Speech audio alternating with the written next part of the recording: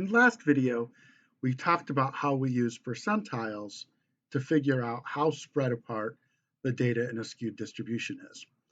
We looked at this example. These were the lower 16 finishers, well, they're not finishers, but the 16 lowest ranked members of the Diamond League in my group, my randomly selected group on Duolingo. This is how many experience points each of them earned so far this week. A percentile is the data point beneath which that given percentage falls. So a 25th percentile is, and this is the number beneath which a quarter of all the data occurs. There's our 25th percentile, 339. That's also called the first quartile. 661 is our second quartile, the 50th percentile, also in the median. And 1041 is the third quartile, or the 75th percentile.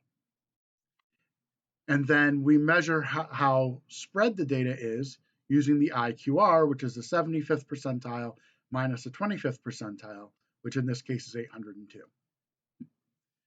So this gives rise to something called the 5-number summary. So this is the minimum, the first quartile, the second quartile, the third quartile, and the maximum of a data set. This is often used when you have skewed data, but there's no reason you couldn't report it with symmetric data. It's just not as common. How do we, so with the symmetric data, typically we just use the mean and standard deviation, whereas the 5-number summary is a little more useful for skewed data. So how do we demonstrate this? Right? If we just had a mean and standard deviation, those are only 2 numbers to keep track of. And then we can draw the little curves and we kind of have a sense of that. For 5-number summaries, we create something called a box plot. So what this box plot shows you, it just popped up beneath my floating head here, is it shows you the 5-number summary. So down below, we've got our minimum. The first line of the box at the bottom, that's the first quartile. If you look close, there's a darker line inside the box. That's the median, or the second quartile. And then the top line of the box is the 75th percentile, the third quartile. And then we go up to the maximum. So this box tells you the interquartile range. It's this value, the value for the top line minus the value of the bottom line. And this is where the bulk of the data will be found. I will add one little caution that we're going to see in a few minutes in the Excel example. Sometimes you have extreme outliers. That is, values that are either above 1.5 times, well, so let me put it to you this way. This line up here goes to about 1.5 times the interquartile range. This bottom line goes down to 1.5 times the interquartile range beneath the first quartile. So if your minimum and maxima are within that range, great. If not, those little whiskers will only go up and down so far, and outliers will be dots above it or below. We'll see in a minute. Let's just look at a couple of other examples of box plots. So both of these come from some analysis I did from my Math 450 course in the Actuarial Science program in the fall of 2019. So based on their final exam performance, we created assessment scores that are used internally to assess our own courses. That's the first graph here on the left. Here you can see the median. The max went up to 4, and then you can see a minimum which went down to 1. It did not get down as far as 0. And the bulk of the data was between 2 and 4, with a median at about 3. These were averages of final exam scores. You can see this is a little bit more skewed left, because you can see the bulk of the data is beneath the median. The median is about here. So let's take a look at what this looks like in Excel. We're going to go to all 30 in the Diamond League that were selected by Duolingo for me to be compared with this week. So in this Excel file, we have all the Duolingo experience points. These are my 30 fellow Duolingo users who were selected in the Diamond League for me to be compared to this week. And we see I've put them in the Excel file from smallest at 134 experience points for this week to largest 10,245. A very large, broad range. Excel generated I had Excel generate a little histogram for us, and we can see it looks kind of skewed. It looks a little bit skewed left combined with 3 outliers that are beyond 1.5 times the interquartile range above the median. Well, let's do some calculations with these data. So let's calculate the mean and the median.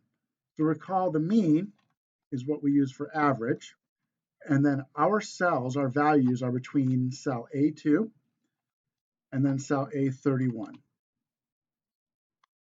And so the average so far is 1,623 experience points for the week. Where am I? I'm a little bit below average at 1525. We can thank this person who's dragging the mean up for putting me below average. Well, let's take a look at the median.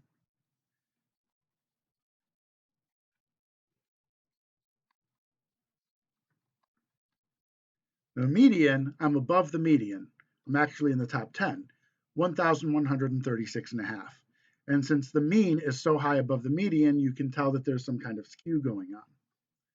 So let's create the 5-number summary, and then we'll find the IQR and we'll generate a box plot. So to get the minimum, even though I've organized this from smallest to largest, we can get the minimum by finding the 0th quartile. So we do that in Excel with the command equals quartile. And you'll see if you look closely, there's an .exe and .inc. We want .inc because that includes the 0th quartile and the 4th quartile, the minimum and the maximum.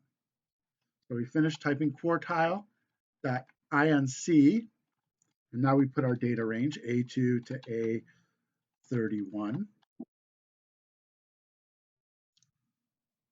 And it gave me an error saying too few arguments because I forgot to tell it what quartile we wanted. We want the 0th quartile, which is the minimum, 134. Now let's find the 25th percentile, the 1st quartile.